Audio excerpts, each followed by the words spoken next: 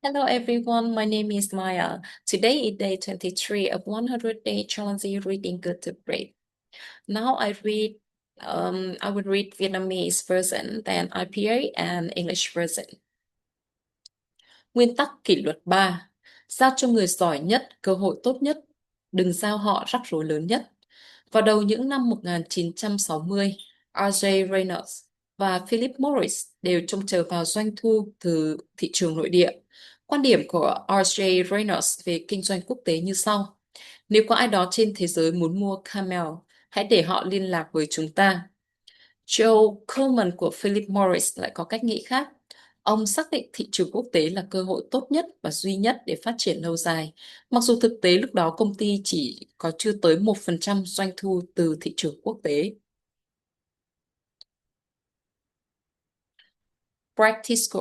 Practical discipline number 3. Push your best people on your biggest opportunities, not your biggest problems. In the early In the early 1960s, R.J. Reynolds and Philip Morris derived the vast majority of their revenues from the domestic arena. R.J. Reynolds' approach to international business was, if somebody out there in the world wants a camel, let them call us. Though Coleman, as Philip Morris, had a different view, he identified international markets as the single best opportunity for long-term growth, despite the fact that the company derived less than 1% of its revenues from overseas. Practical discipline number 3. Put your best people on your biggest opportunities, not your biggest problems.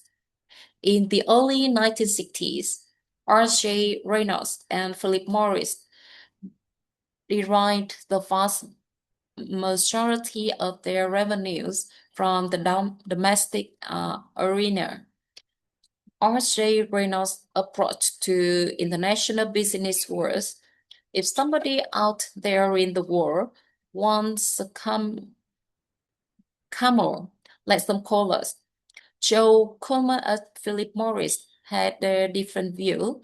He identified international markets the single best opportunity for long-term growth, despite the fact that the company derived less than 1% of its revenue from overseas. I would like to read again. Practical discipline number 3. Push your best people on your biggest opportunities, not your biggest problems. In the early 1960s, R.J. Reynolds and Philip Morris derived the vast majority of their revenues from the domestic arena. R.J. Reynolds' approach to international business was, if somebody out there in the world wants a camel, let them call us. Joe Coleman and Philip Morris had a different view. He identified international markets as the single best opportunity for long-term growth, despite the fact that the company derived less than 1% of its revenues from overseas. And now I would like to sharpen my mind. One sentence C.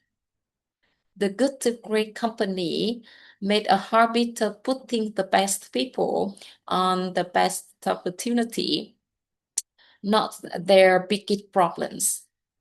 Thank you for listening. Goodbye.